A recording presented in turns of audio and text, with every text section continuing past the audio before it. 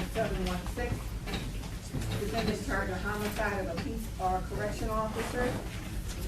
Count 2, murder in the first degree. Count 3, assaulting and resisting an officer causing death. Count 4, assaulting and resisting obstructing an officer. 2 counts of that. And what else? 3 counts of assaulting and resisting obstructing an officer. Possession of a short-barreled shotgun and felony firearm. 8 counts. Mr. Cromer is facing and for the people. Good morning, Your Honor. Molly Kettler on behalf of the people of the state of Michigan. Good morning.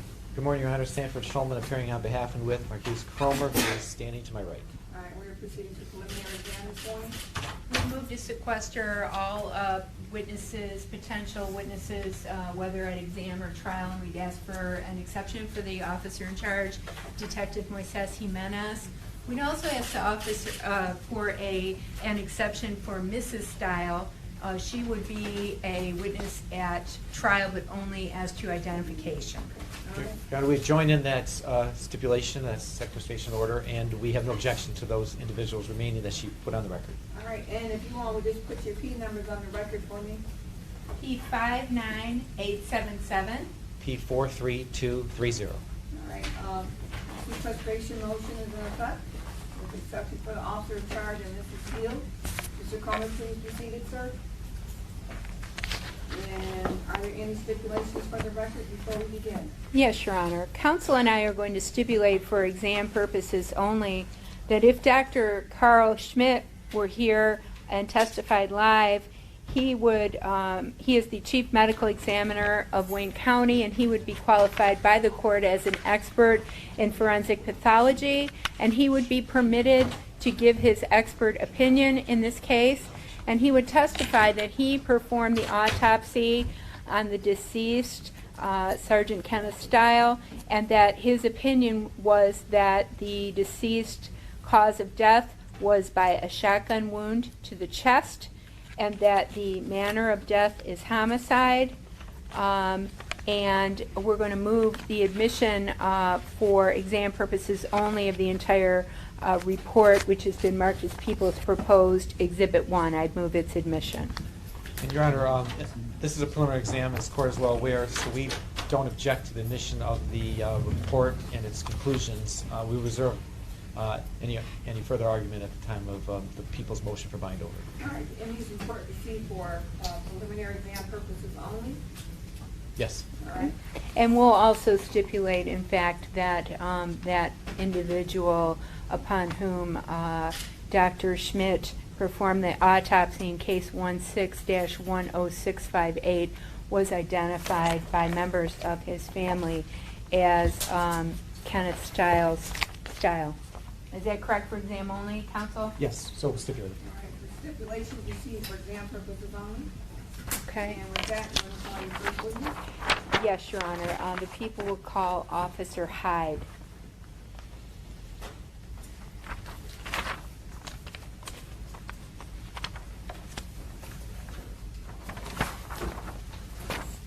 Stephen with a PH. I got it. H-E-I-D. I-D. Raise your right hand. Do you swear or affirm that the testimony you're about to give is the whole truth, nothing but the truth, so help you God? I do swear.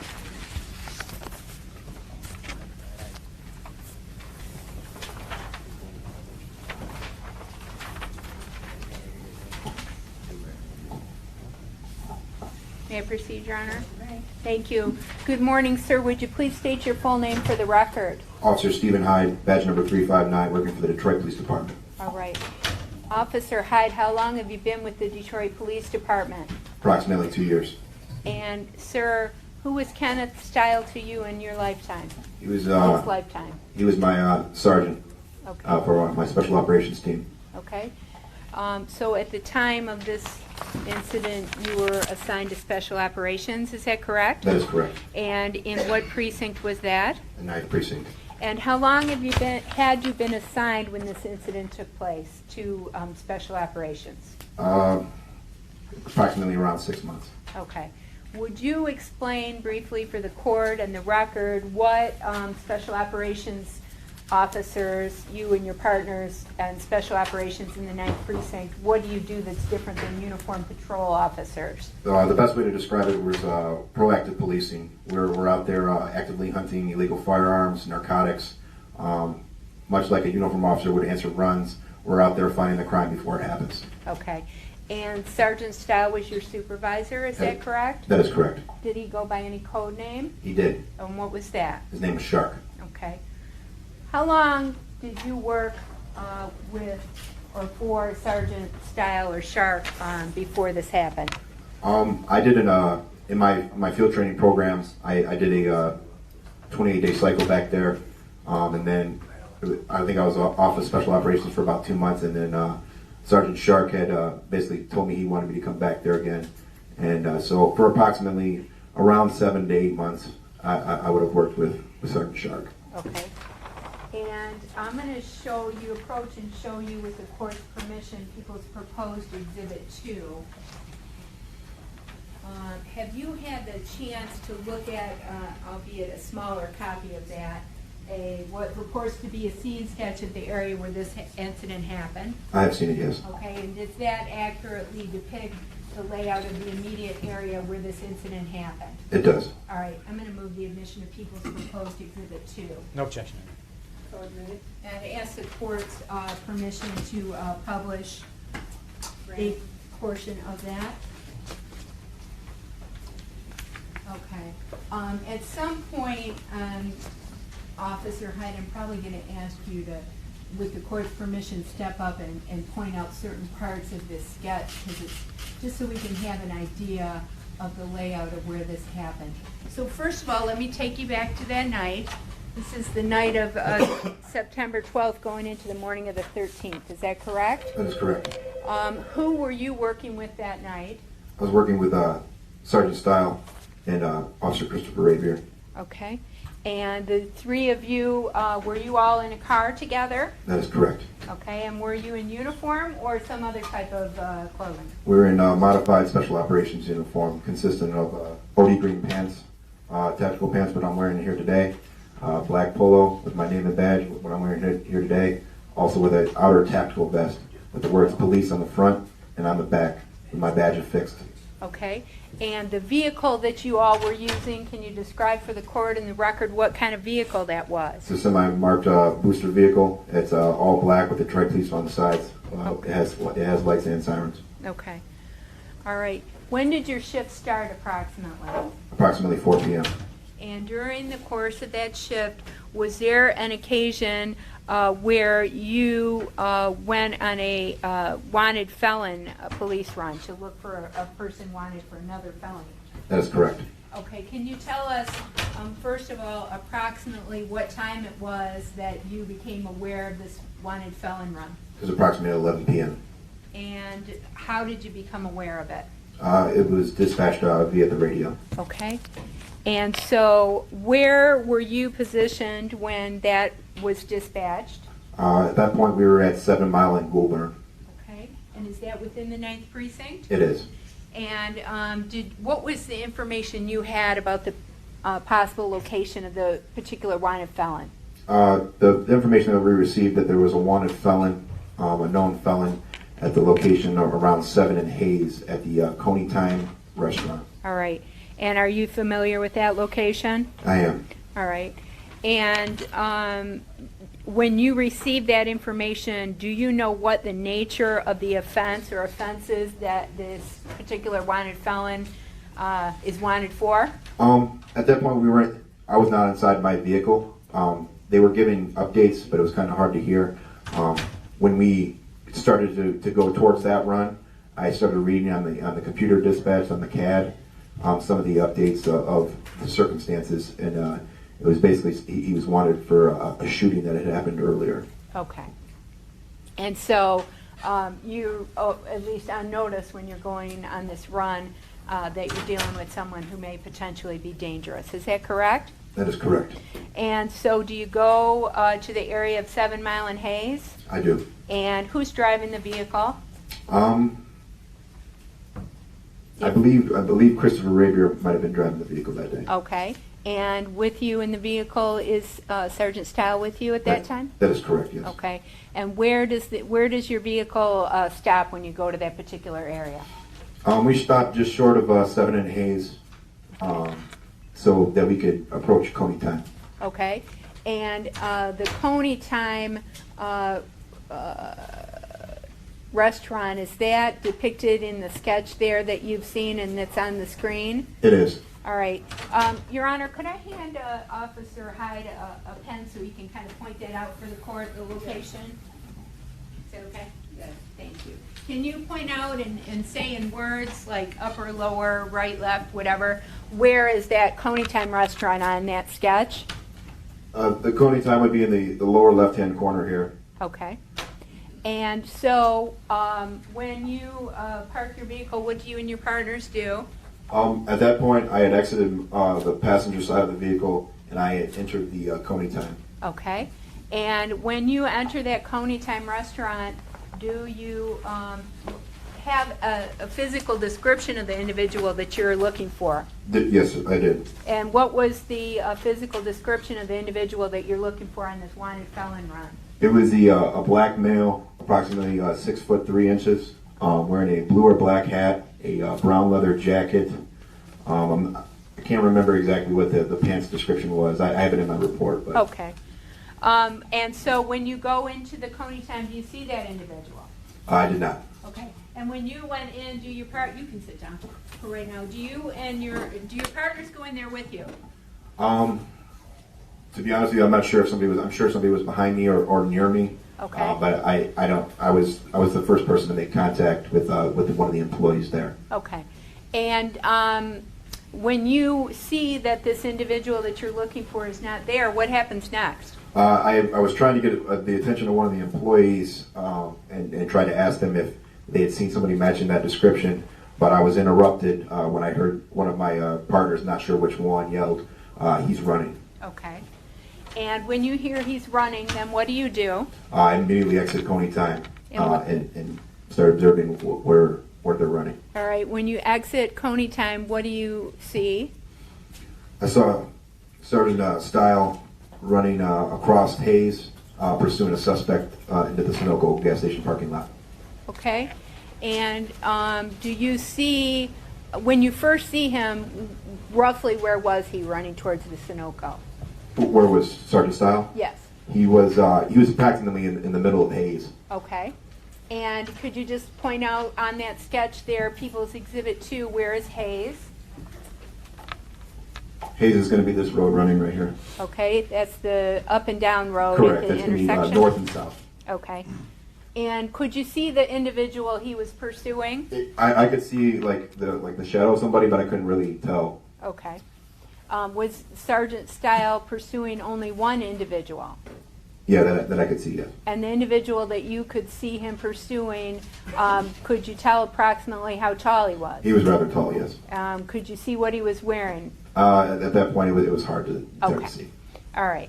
Are you saying anything as what do you do as you see Sergeant Steil pursuing this individual? At that point, I was getting into the vehicle. I guess Sergeant Steil had given me the order to get the vehicles to basically cut him off and pursue the suspect. Do you give any commands to the individual before you get in the vehicle? I wasn't close enough to give him commands. Okay. And so you go to the vehicle. Who else goes with you, if anybody? Officer Rabier. And again, your vehicle was positioned where at that time? It was probably right. It was probably just a little bit east of Coney Time, so right about here. Okay. Just like almost in the front. I was positioned on 7 Mile. Okay. And when you get in the vehicle, then what do you do? At that point, my partner activated the lights and sirens, and we went across the intersection into the Sunoco gas station parking lot. And can you just point out where the Sunoco gas station parking lot is on the sketch? It's going to be in the upper right-hand corner. It's going to be on the east side of the street, east of Hayes. Okay. So you proceed through the intersection to that parking lot, and then what happens? At that point, I exited my scout car, and I observed Sergeant Steil and Officer Cadz taking cover on It would be the northwest wall of the Sunoco gas station. Okay. I'm going to show Officer Cadz. Cadez as in zebra. Yep. I'm going to show you now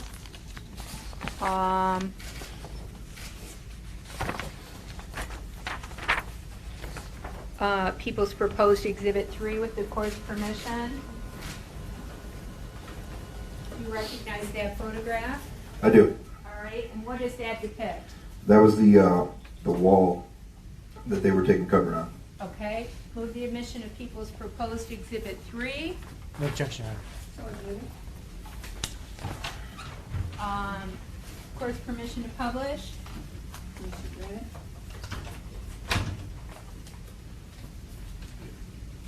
Okay.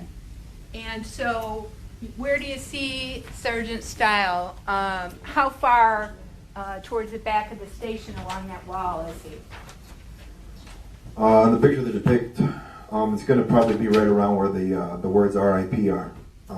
There's some graffiti on the wall. It's like white, and it has the letters RIP on it. I'm sorry, would you please point that out? Yes, Your Honor. It's going to be approximately here where the graffiti on the wall, Oh, where it says RIP. He was approximately right here. That's where you see Sergeant Steil. That is correct. Roughly, where do you see Officer Cadez? He was maybe one person length behind Sergeant Steil. Okay. And when you see them there, do you hear them saying anything? No, I did not. Okay. Do you see the person that you previously saw Sergeant Steil pursuing? Not at that second, no. Okay. What do you do at that point? At that point, I started walking to Sergeant Steil because I was unsure of why we weren't still running. Okay. And at that point, that's when I heard the clank on the cement of a firearm hitting the ground. Okay. And where were you positioned at that point that you heard the clank on the cement? At that point, if you have the map, because it's not going to be on it. I put it back up. At that point, our scout car is going to be right here in the parking lot, right just west of this pump right here. I'm right here, and I start walking towards the wall, but then I hear the noise over here. Okay. And just for the record, that's about maybe 2/3 of the way to the east from the north west corner. Is that correct? That is correct, yeah. Okay. When you hear that clank, what do you do then? Immediately, it grabbed my attention, so I turned east, and I saw that a shotgun laying on the ground, and I saw the man that Sergeant Steil was pursuing climbing the fence. Okay. The shotgun, you could see it from where you were positioned? I could. What did it look like? It was a small sawed-off shotgun. Okay. Approximately how long? Approximately maybe 10 inches, 10 to 12 inches. Okay. And the person that you said that you saw Sergeant Steil pursuing, what was he doing? At that point, he was climbing up the fence. Okay. And the fence was what kind of a fence? It was a chain link fence. All right. Do you see that person in the courtroom today? I do. Where is he sitting and what is he wearing? He's seated in front of the defense table, wearing a green jumpsuit. Ask the record reflect the identification of the defendant. I'm going to show you, with the court's permission, two proposed exhibits. Okay, People's Proposed 5 and 6. What? That's where he went over the fence. Do you recognize these photographs, Officer Hyde? Yes, I do. And what is People's 5, the first one you have there? It's going to be the chain link fence that he was climbing up. Okay. And People's 6, what does that depict, the next one? It's going to be the other side of the fence that he was climbing up. Okay. Move the admission of People's Proposed 5 and 6. No objection. So ordered. Permission to publish. Motion granted.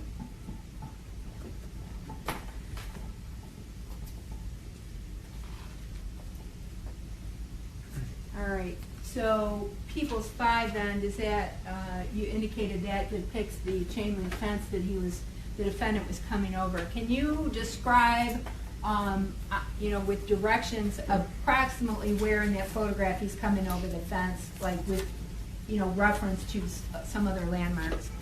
Yeah, he would have been climbing over. He would have been climbing just to the left of this blue clothespin, so he's climbing over the fence right here. Okay. And does he climb all the way over the fence? He does. Is he saying anything as he's coming over the fence? Not at that time, no. Do you know at this point, have you heard any gunshots up to this point? If I back myself up, when I came out of Coney time and I was getting into my car, that's when I heard a loud blast. Okay. I was unsure if it was a gunshot. Personally, I thought that one of the tires had blown on one of the scout cars that was going up into the gas station. Okay. So at that point, I didn't know that a gunshot had been fired. Okay, so you hear that loud noise before you even make it over to the parking lot, is That that is correct, yes. And when you saw Sergeant Steil on taking cover on the side of the building, how was he positioned? He was upright. Okay. He was taking cover on the wall. I never got a chance to talk to him. Okay. All right. When the defendant comes over the fence, what does he do? At that point, I made a beeline for him. I had identified myself as police and ordered him to the ground. Did he comply? No, not at the time, no. Okay. He began screaming wildly. Okay, when you say screaming, can you describe the best you can in words how he was, they're screaming words and they're screaming like you hear in horror movies, like describe in words what kind of screaming? It was very high pitched, almost like a female's. Okay. Is He that was- before you even got up to him? That is correct, yes. Okay. You order him to do what? I ordered him to the ground. He does not comply. What do you do? After I got to about maybe 3 or 4 feet from him, at that point, he threw himself down on the ground and tucked his arms underneath of him. Okay. When you see the defendant tucking his arms underneath him as a police officer, what is that? What concerns, if any, does that raise for you? It concerns me that he might not have another firearm wishing to do great harm upon me.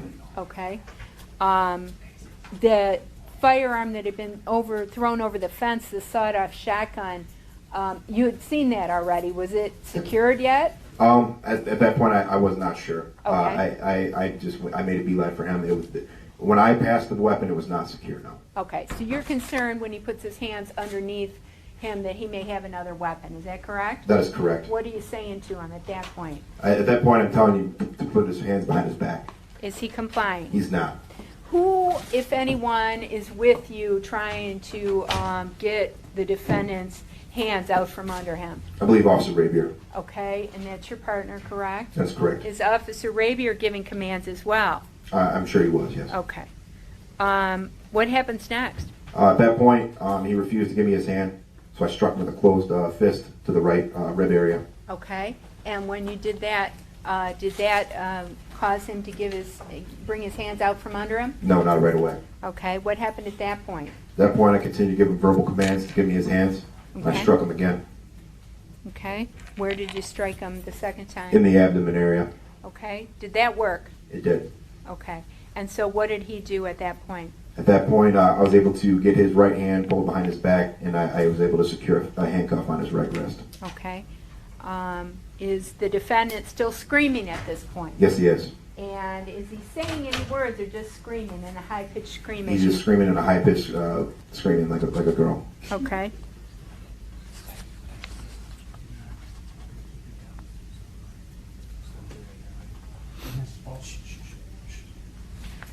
What happens next, Officer Hyde?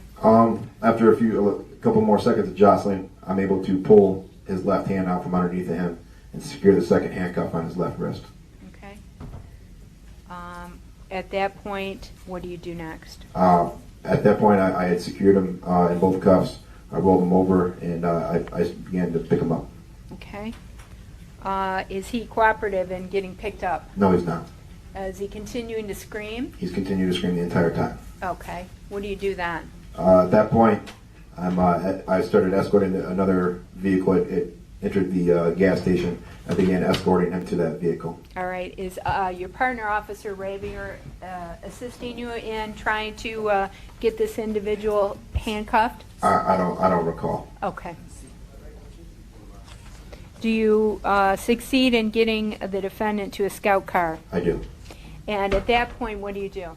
At that point, he was being very combative, so I knew it was imperative to get him in the car because he kept trying to pull away from me. I sat him in the car and began to conduct an outer pat down of him. Okay. Did you, when you did the outer pat down, did you locate any items that you took into evidence? I did. All right. What did you locate on the person of the defendant? Sorted between his left and his right pocket, I recovered 18 yellow 20-gauge shotgun shells. Okay. Anything else that you recovered from him besides 18 20-gauge shotgun shells? Correct. 18 total 20-gauge yellow and color shotgun shells. Okay. Did you secure the sawed-off shotgun that you referenced earlier? I did not. Okay. Did you make it safe, though? I'm sorry, what's that? Disregard that. I'm looking at the wrong report. Just give me 1 second here. After you get the defendant secured, then, what do you do next? After I recovered the shells, I stood by and, Okay. and just waited. How and when did you find out that Sergeant Steil had been hit? I found out when I was picking the defendant up off the ground. At that point, during the commotion between me and the defendant, my microphone had been knocked down, so I couldn't hear the radio. Okay. And when I turned him around to get him, start walking him to one of my car was gone, and other cars were backing out, and I was unsure what was going on. And I believe it was at that point that I could hear on the radio that there had been shots fired and an officer was down. Okay. At that point, did you know which officer was down? I remember somebody yelled, "Shark got hit." Okay. And so what do you do at that point? At that point, that's when I took him to the other vehicle. That was the only vehicle left in the gas station parking lot. Everybody had either the vehicle that was loaded up with shark had left, and the other vehicles were moving to do a moving roadblock so they can get to the hospital quicker. Okay.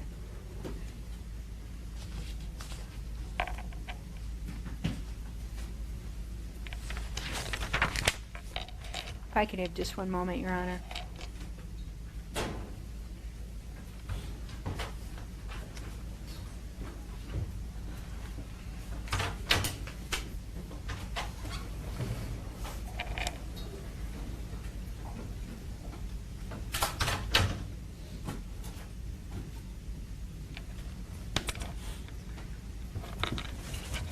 Nothing further. Thank you, Officer Hyde. Good morning, Officer Hyde. On this September 12th day, you started by giving, as it relates to this case, information regarding a wanted felon. Is that accurate to say? As you said at the beginning of the day? No, at the beginning of the day involving this incident. The first contact you had with this case was you got information about a wanted felon. Oh, yeah, over a radio call, yeah. Right. In fact, you said it was a computer dispatch, right? Well, it came over the radio that it was a police run for a wanted felon, and then while we were en route to the run, I was reading my CAD, which has updates on it, yes. Right. In your CAD, you actually, in your report, you list the P number of that CAD. That's correct, yeah. And that was what you were referring to when you said the CAD number and the information you are using in anticipation of the situation. That's correct. And that's important because the more information you have, the more you can assess the situation. Wouldn't it be fair to say? Absolutely. Okay. And make the proper decisions about how to handle it. That's correct. And in this, you indicated that the individual, Mr. Cromer, that you saw at the scene and in your report, I think on at least 2 or 3 occasions, 3 at least, you describe his conduct as screaming wildly. That's correct. Okay. So could you, in the times you saw him screaming wildly, both before he was taken into custody, while he was on the ground, and then taken into the car, those are the three sort of times that you saw him acting in that way? The minute I had contact with Mr. Cromer, he didn't stop screaming until they took him away in the police car. Right. And you described it as a wild type of scream, and you said it sounded like a high-pitched scream. That's right? correct. And then even when he continued to resist and scream all the way into the time he was escorted into the car. That's correct. And that's the police car, right? That's correct. And could you tell us what words at all he was saying? I don't remember there being any words. Okay, so it's just sort of, and I don't mean to demean anybody, but kind of an animal type of sounds. Would you I'm agree? going to object to that characterization. Well, it's, Objections overruled. Go ahead, you can if you can, describe. Like an animal? well, I know, how would you describe No, it? I would just describe it as somebody just continuing to scream over and over again. Okay. Now, you indicated that there was some shotgun shells. Were they spent or unspent? Were they? The ones I recovered? Yes. They were unspent. Okay. And did you find any spent shell casings in the vicinity? You weren't part of that team who did any of the investigated the scene, were you? No, it was not. Okay. Now, were you aware that Mr. Cromer had just in February of that year been found incompetent and had been released from the county jail? Object to that and move to strike that. We- First, Well, if I could indicate. it's really improper too. I mean, it's putting a fact that's not in evidence here. Counsel can't testify, and it's really, there's an improper purpose, and I really object to that. You know, the people opened the door to what information he had prior to getting to the scene. There's a CAD number, and I'm asking, and it was part of the competency hearing, and this is not a surprise to the people. In fact, their own witness presented it. His position is. I'm sorry, would you use that microphone? Yeah, I'm sorry. I'm having difficulty hearing you. Yeah, I'm saying that this information is not a surprise to the people. It came out during the competency hearing. And the question that relates to what information this officer has before he comes to the scene. And there's a CAD number and there's information. And I was just asking if he had any information as an offer of proof about him being released from the jail after having been found incompetent. Your Honor, Objection sustained. thank you. So when you arrive at the scene, you have other than which information you have from the computer dispatch and the CAD, there's nothing else particular you know about Mr. Cromer, correct? No, I didn't even know his name was Mr. Cromer. Okay, but you did know that there was some type of an incident occurred the day prior. That's correct. Okay, and you didn't know his name? No, I not that I can recall, no. Oh, would that have been in the CAD report? It might have been. I don't recall it being in there. Like the updates come, so I might have been in another vehicle if an update came in. So I only can go on what I read of the CAD. Okay. And when you say the CAD report, that's something generated by law enforcement? By our dispatch, yeah. Okay. And in fact, the number that you provided, that's in your report, that's the identical report that you referred to before you had contact with Mr. Cromer. Yeah, that would be the number of the CAD number that I was reading off of, yeah.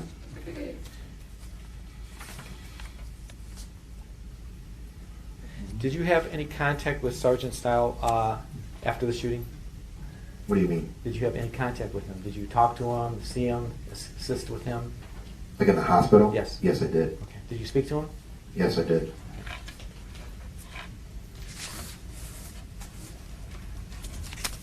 Okay. Nothing else, Judge. Thank you.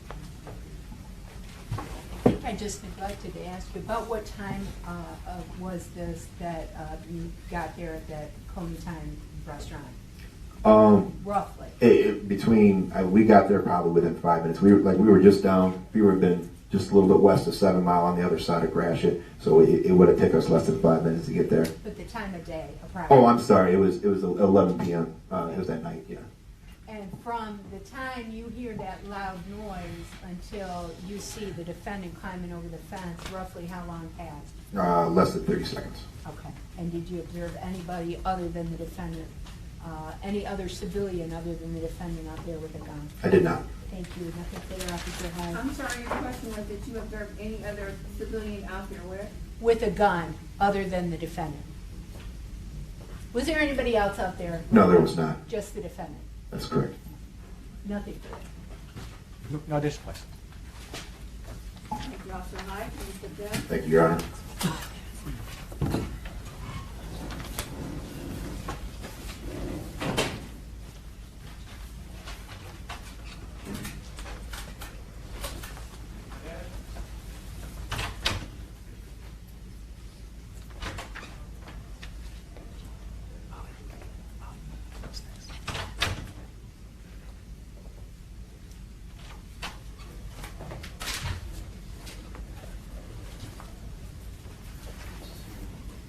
found my report, so give me this back.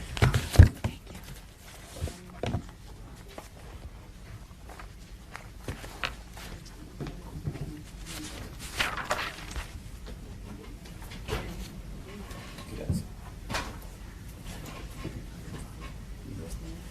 Rob.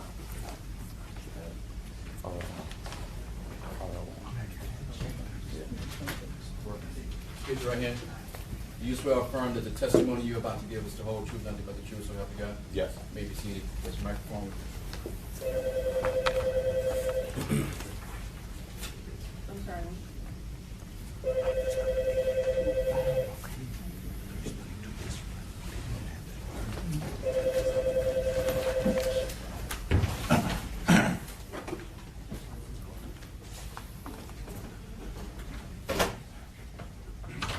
Please proceed. Thank you, Your Honor. Good morning, officer. Would you state your full name for the record, please? Yes, I'm Detroit Police Officer Ronald Cadz, badge number 4825. All right. Would you turn that microphone on, please? I'm sorry about that. There we go. Officer Cadz, how long have you been with the Detroit Police Department? For a little over 2 years. Okay. And back in September of 2016, did you work with did you work in the same precinct as Sergeant Steil and Officer Rabier and Officer Hyde? Yes. Okay. Were you assigned to a patrol at that time? Yes, I was. And at that time, were you in full uniform like you are today? Yes. Okay. And were you in a fully marked scout car? Yes, I was. And on that date, September 12th, who were you working with? I was with my partner, Police Officer Santa. Okay. And what shift were the two of you working? Platoon 3. Oh, okay. And so you started at about what time of that night? 4 o'clock, 4 p.m. Okay. Did there come a time when you found yourself in the area of Hayes and 7 Mile? Yes. And is that within your precinct, the 9th precinct? Yes, it is. Okay. And did you go to that location in response to a run, or did you just happen to be there? Response to a run. Okay. And what was the nature of the run that you had that took you to that location? It was for a wanted felon. Okay. And what information did you have about the wanted felon that you were seeking, like as far as the description? Did you have one? Yes, like from what I recall, there was a description of a black male wearing a brown leather jacket, I believe blue shorts and black boots, wanted for shooting somebody the previous day. Okay. Did you know who the person that he was supposed to have shot the previous day was? Do you have any information about that? No, I did not know who that person was. Okay. Did you have any information about the approximate height of that individual that you were trying to locate? I do not recall. Okay. Tell me what your first observation was that got your attention that day, that night. Yeah, like the run location was at 7 Mile and Hayes at the Coney time. So me and my partner, went to the Coney time. We parked in the parking lot to search, for the person we were looking for. Then from what I recall, a citizen in a blue, Dodge Charger made it known that the person we were looking for was across the street at the bus stop. Okay. And when you, when that citizen made that information available, then what do you do? I immediately, turned my head to my left and I started looking across the street at the bus stop for the person fitting the description. Okay, and the bus stop is directly across the street from the Coney time? Yes, directly across the street. Okay. Do you see an individual near the bus stop that you believed might be the person you were seeking? Yes. Okay. And can you tell me what was that person doing that you observed there near the bus stop? From what I recall, I looked over the bus stop and I observed a guy, matching the description. What stuck out to me was that brown leather jacket. I observed that individual stand up and attempt to leave the bus stop area. Okay. What do you do when you see him attempt to leave the bus stop area? I advised him to stop. How do you do that? What kind of voice? Through a verbal command, like a loud voice. He was across the street, a distance away, so I did project my voice, saying, "Hey, stop." Okay. And do you identify yourself as a police officer? From what I recall, yes. Okay. does the individual stop when you give that command? From what I recall, the individual did not stop. What did he do? Continued walking. After walking, probably a few steps, he began to run across Hayes. Okay, and do you make give any more commands at that point? Yeah, from what I recall, I said stop. Okay. Do you see the person who you saw at the bus stop in the courtroom today? Yes. Where is he sitting and what is he wearing? Sitting right in front of me wearing a green jumpsuit. Ask the record reflect the identification of the defendant, Your Honor. Once that individual started running, where did he run towards? From what I recall, he ran across Hayes, going behind the gas station. Okay. And what do you do at that point? At that point in time, I started in pursuit after the suspect. I started running. Okay. Do you see any other police officers out there at that point in time? Yes, I do. Who do you see out there? What police officers do you see out there? I observed my sergeant, Which is who? Sergeant Steil. Okay. Who else do you see out there? From what I recall, I knew there was other assisting members behind me. Okay. Is your partner there with you, Officer Santa also? Yeah, he's there, but however, he's behind me, so I can't, speak on what exactly they were doing. Okay, fair enough. After that individual, the defendant starts running, where does he run to? From what I observed, he ran behind the gas station. All right. If you look behind you there's a photograph that's already been admitted. Do you recognize that photograph? And for the record, that's People's Exhibit 3. Yes, I do. And what does that depict? That depicts the gas station. The gas station, All right. a suspect ran behind. All right. And I'm also going to show you another photograph, People's Exhibit 4. Do you recognize that photograph as well? Yes, I do. Okay. When you see Sergeant Steil, where was he? When I saw him, he was a fair distance in front of me. Okay. Where in relation to the gas station was he? When I saw him, when I saw Sergeant Steil run across, onto the street, and he was about to round the corner of the gas station. Around the back corner? Yep. So where I'm looking at from the picture right now, it's going to be like in between that pole and the blue wall. Okay. He goes around the Okay. corner of that blue wall. Did he go around that corner all the way? No, not all the way. Okay. What do you see happen at that point? From a fair distance in front of me, I heard like a loud, what appeared to be a gunshot in the air. Okay. It was very loud, and as I'm running, I see my sergeant in front of me drop to the ground. Okay. And was there any way you could tell from the position that he felt, from how he fell to the ground, where the shot came from? Yes, I believe it came from behind the gas station. Okay. When you hear that shot and see Sergeant Steil fall to the ground, what do you do? At that point in time, I'm still running across the street, approaching the gas station. So like during that time, I'm running. Then I get to the sidewalk and pull out my gun and observe Sergeant Steil on the ground, pointing his weapon behind the gas station. Okay. Now that civilian, the defendant that you identified that you were pursuing earlier, did you see where he went as you were running after him? All I know is I know for a fact that he went behind the gas station. Okay. So that's all I can tell you. Okay. You saw him go behind the gas station? Yes. And was that before you heard the loud noise and saw Sergeant Steil fall to the ground? Yes. Okay. Did you hear this defendant saying anything as he was running away? No, he had the jump on us, so he started running. It was from a great distance away. Okay. So I did not hear anything he was stating that I can recall. So you continued towards Sergeant Steil? Yes. And when he fell to the ground, can you describe using that picture roughly where he fell down? Yeah, he fell like right at that corner. Right at the corner? Yeah, Okay. right at the corner. So I want to say probably right At in, the corner of. the blue wall. Okay. Yep. So probably right in front of that telephone pole. Okay. When you continue to run towards him, where do you position yourself when you reach the area? I positioned myself probably 2 feet away from the corner of the blue wall. Okay, and when you get over there and take that position, is Sergeant Steil still on the ground? Yes, he was on the ground for a second, pointing his gun, trying to look for the suspect. And where was he pointing his gun? What direction? He was pointing it directly down the back wall of the Okay, gas station. so around the corner? Yes, Okay.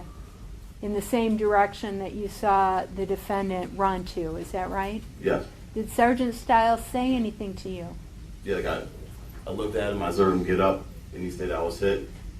He So said I- I'm hit? Yeah, he said I'm hit. Okay. And then what happened next? Then after that, I went up to him, I just looked at him real quick, and then from that point, I'm about to go behind the gas station myself to look for the suspect, and then I heard other police officers, from the right of me, say, get on the ground, get on the ground. Okay.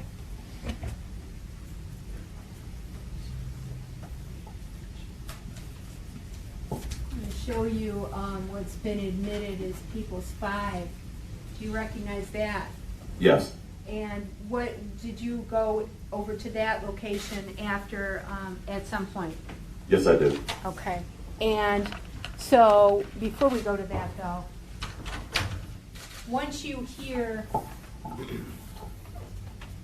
those other police officers to the right of you, what do you do with regard to Captain Steil, or Sergeant Steil? At that point in time, my partner, P.O. Santa, pulled up in a squad car. So it was the 3 of us.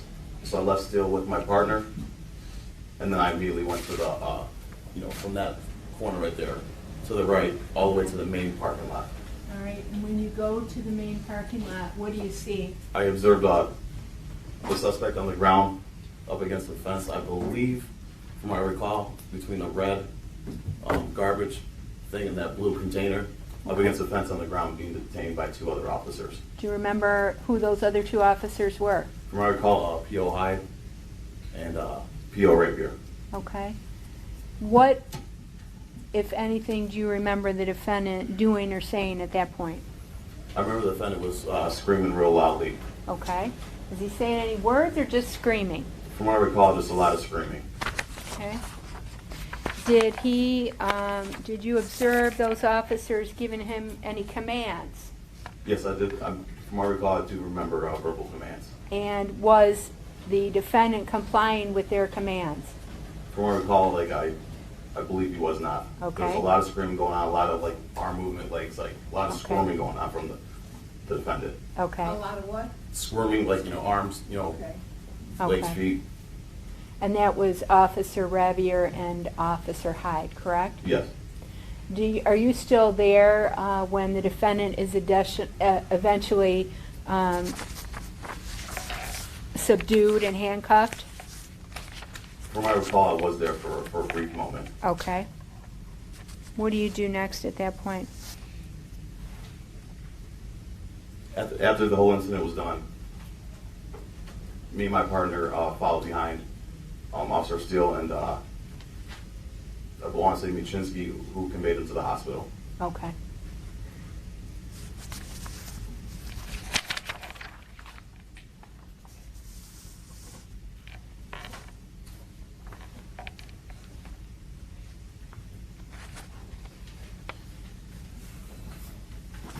Did you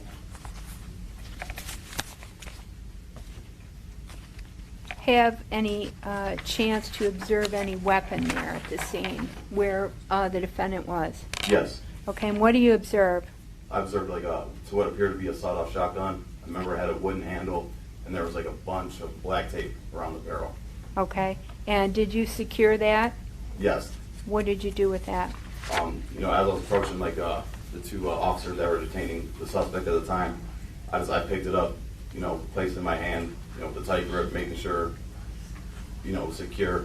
Then later, when everything was, calmed down, I made it safe. Okay.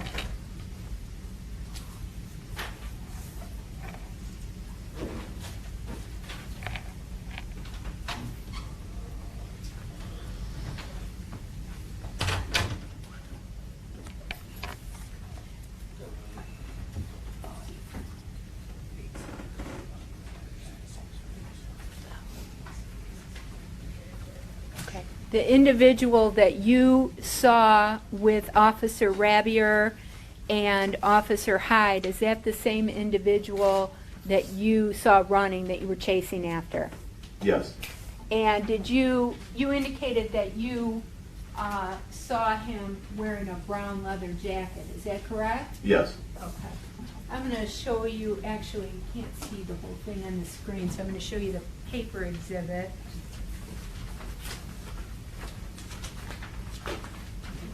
Just one moment, please, Marvin.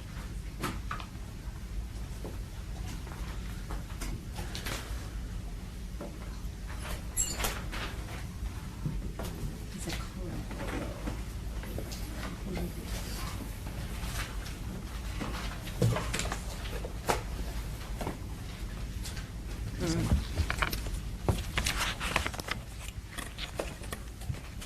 Just one moment, Your Honor. I'm sorry, I misplaced an exhibit here.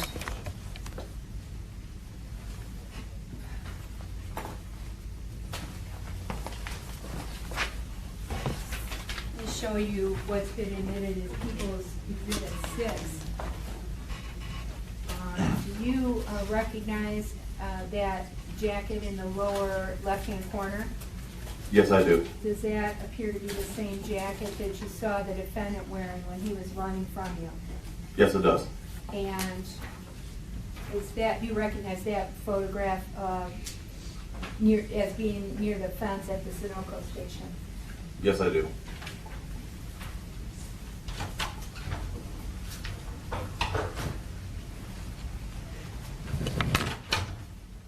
Okay, nothing else. Thank you, Officer Cadz.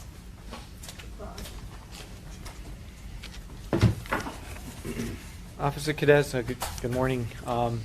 Did you prepare a report in connection with this investigation and shooting?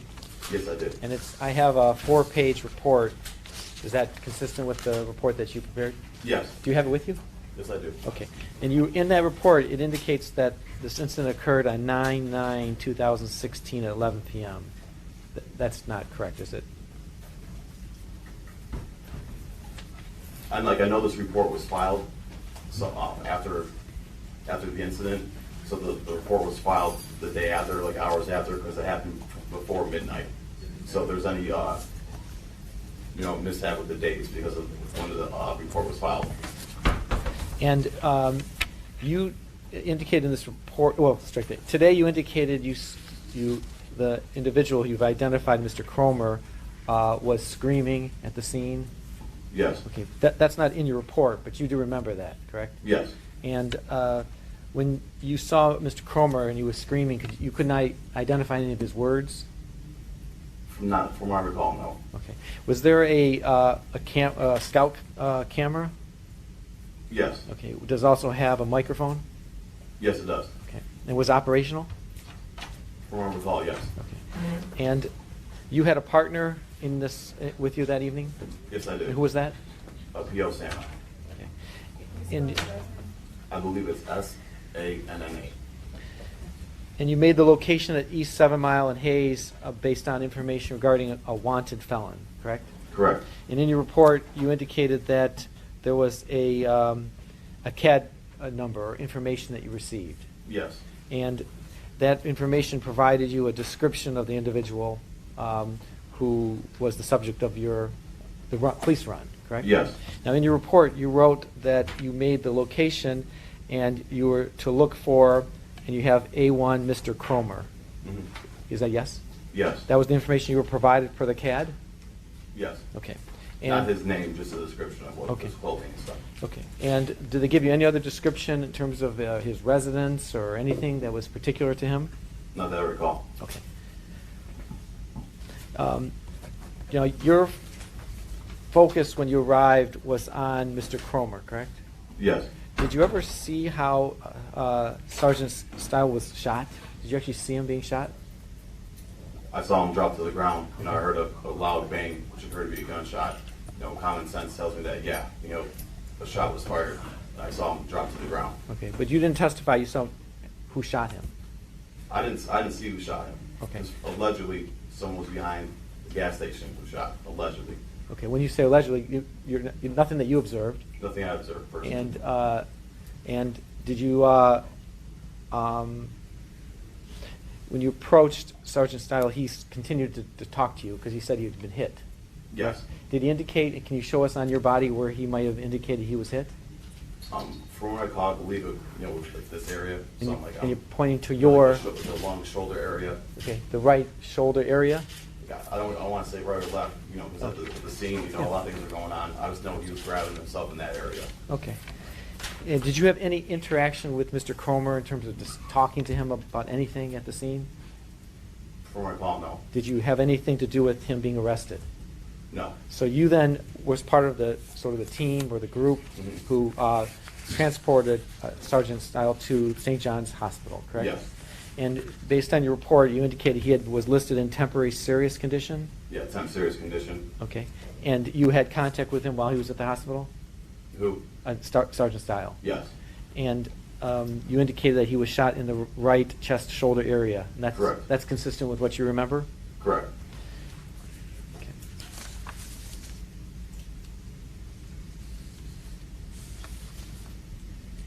Did you see the individual that you identified as Mr. Cromer running to the back of that Sunoco? I observed him running to the back, and he did go behind the corner, and that was it. That was it. As far as seeing him until he was detained. And you saw no shots come from that area? I didn't see no shots. Nothing else, Judge. Thank you. Nothing further, thank you. Thank you, Officer Cadz, for the secretary.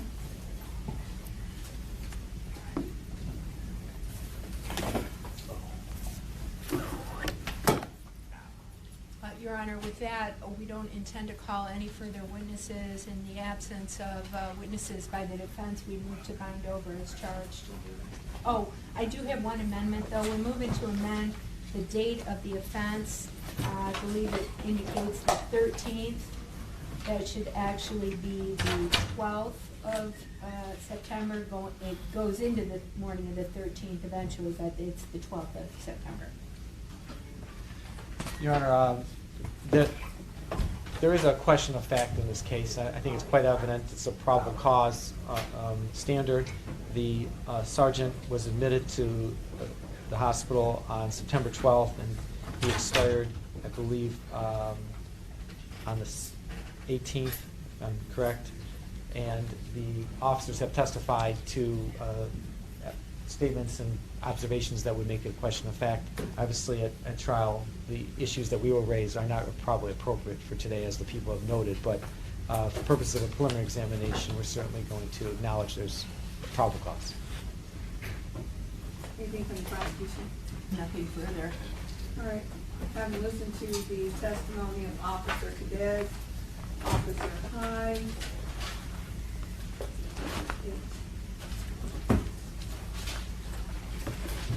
I am going to find the defendant over as charged as homicide of a police officer, murder in the first degree, assaulting and resisting 4 officers of the Sergeant Steil,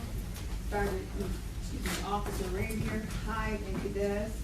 I'm also finding him over on possession of a short barrel shotgun, and since Officer Steil was shot with that gun, allegedly shot with that gun, he is found over on selling firearm as well. All right, which AOI date in this matter is 1 week from today. He is remanded.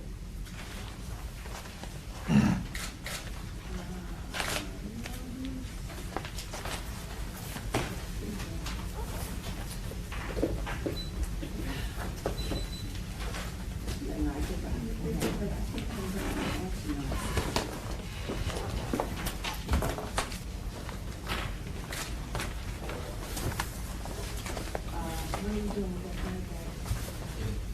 She said that they couldn't wait on it.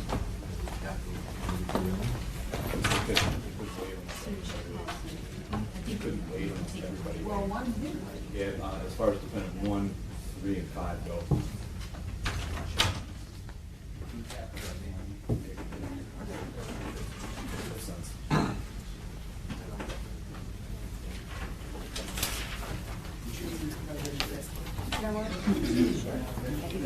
One and two.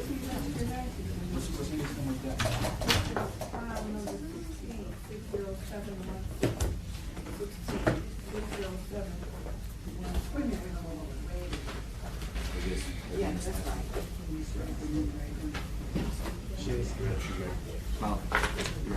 Yep.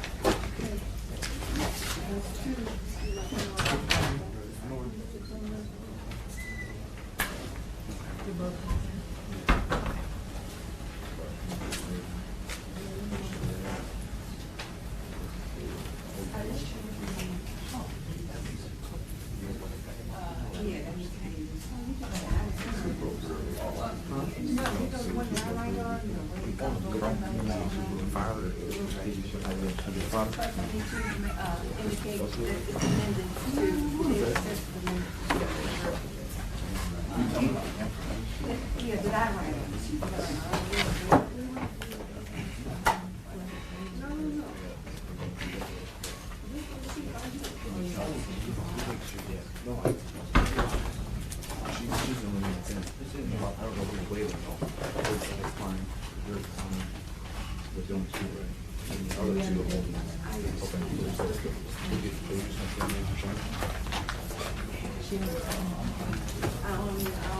Louis, they are letting them wait, two of those guys. So, The one that is signed yeah, already? the one that is signed already. You need to sign it? I need to sign dependent one.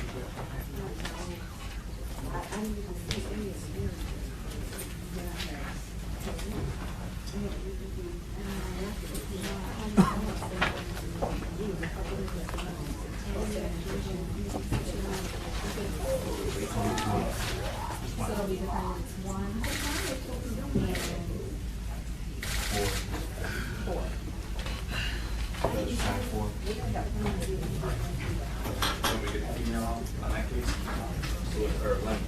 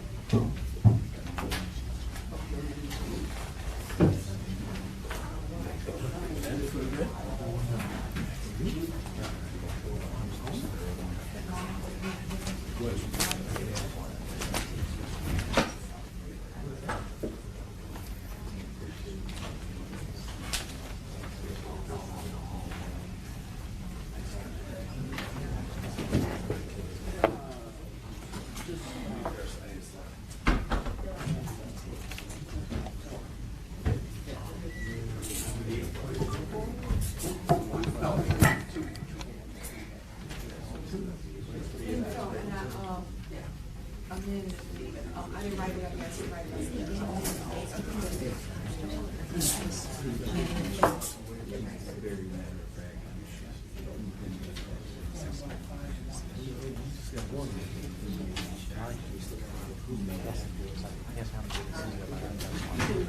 Two with.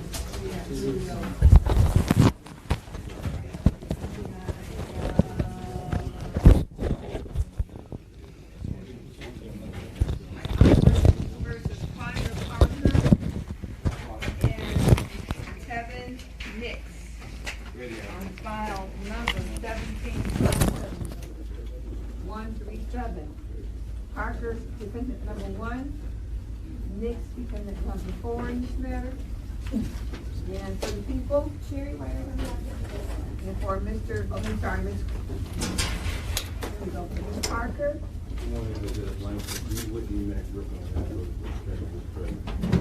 Main court, Sharon Parkwood Drive, Daniel B. President, yes, am I right? All right, so I understand that these two defendants have decided to waive their preliminary exam, is that correct? Yes, and what happened is parking on the site, this is Okay. Yes, Your Honor, on behalf of Mr. Nix, I understand you have the right to preliminary exam, I would like to pass it. Okay, well, let me see, Mr. Nix is charged with first-degree home invasion and malicious destruction of personal property between $200 and $1,000. And Ms. Parker, defendant number 1 is charged with home invasion first degree, assault assault with intent to murder, assault with intent to great bodily harm less than murder, felonious assault, and malicious destruction of personal property to the value of $1,200. And Ms. Parker and Mr. Nix understand that in waiving your right to a preliminary exam, you're giving up the right to have the prosecutor prove to me two things. Number one, that there's probable cause